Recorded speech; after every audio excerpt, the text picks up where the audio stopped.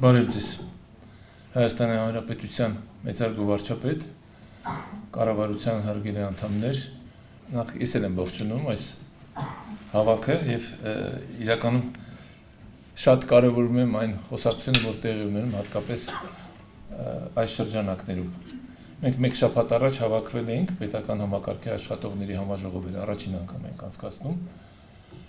եւ համաժողովում իհարկե գաղափարական եւ սկզբունքային ելույթով վարչապետը հանդես եկավ եւ այդտեղ շատ կողմնորոշիչներ կան, կարծում եմ բոլորիս հետաքրող եւ կարեւոր։ Քննարկումը հիմնականում նրան է նվիրված, թե մենք պետության ընդհանրապես ինչպես ենք պատկերացնում։ Եվ այս առումով ես կարծում եմ այսօրվա քննարկումն էլ այդ տրամաբանության մեջ պետք է տեղի ունենան, որտեղ ընդհանրապես մարդկության պատմության մեջ ամենայնպես վերջին 200 եւ ավելի տարիների ընթացքում բոլորին ամենահետաքրող հարցը եղել է, թե պետությունը որտեղ պետք է լինի, ինչով պետք է զբաղվի պետությունը, ինչքանով ինքը պետք է մասնակցություն ունենա տնտեսական կյանքին կամ հասարակական կյանքին։ Այդ հարցի պատասխանը տալը բավականին բարդ է, բավականին դժվար է, բայց միշտ անհրաժեշտություն է եղել օպտիմալ լուծում գտնել։ Արդյոք այդ օպտիմալ լուծումը գտել են թե ոչ, դա այլ հարց է, բայց որ պետության մասնակցության հետ կապված նաև գաղափարական տարաձայնություններ կան եւ դրա հիման վրա նաև տարբեր գաղափարական ազդեցությունները, հաջողություններ են ունենում կամ չեն ունենում ընտրությունների ժամանակ, սա էլ փաստ է։ Ես կանդրադառնամ շատ կարճ այն ինչ որ տեղի ունենում մեր երկրում, հատկապես 2018 թվականից հետո, ինչի եմ կարևորում սա, որովհետեւ մինչ այդ շատ ավելի պարզ ու տեսանելի էր այն տրամաբանությունը, որով մենք զարգանում ենք, հիմա դեռ այլ տրամաբանությամբ ենք մենք զարգանում եւ հիմա վստահ եմ, որ կառավարությունը փորձում է գտնել այն ոսկե միջինը, թե ինքը որտեղ պետք է լինի շուկա պետություն հարաբերություններում եւ ինչքանով ինքը պետք է կարողանա արդյունավետորեն կազմակերպել աշխատանքը, որպեսզի եւ պետական պարտականությունները կատարվեն բարձր որակի եւ գործարար շրջանակները կարողանան արդյունավետ աշխատել։ Մարդկության զարգացման ընթացքում պետության դերը գնալով մեծացել է, կապված այն մարտահրավերների առջև, որ հասարակությունները կանգնել են։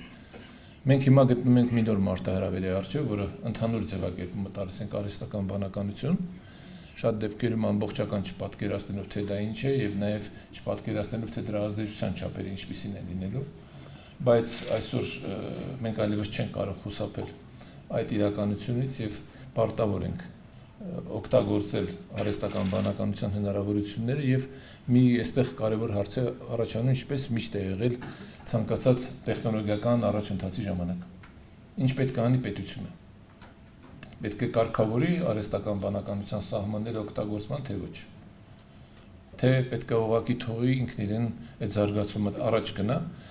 եւ կարող եմ ասել, որ պատասխանը առաջինն է, իհարկե պետք է կարգավորի։ Արդյոք Հայաստանի Հանրապետությունը միայնակ կարող է դա անել,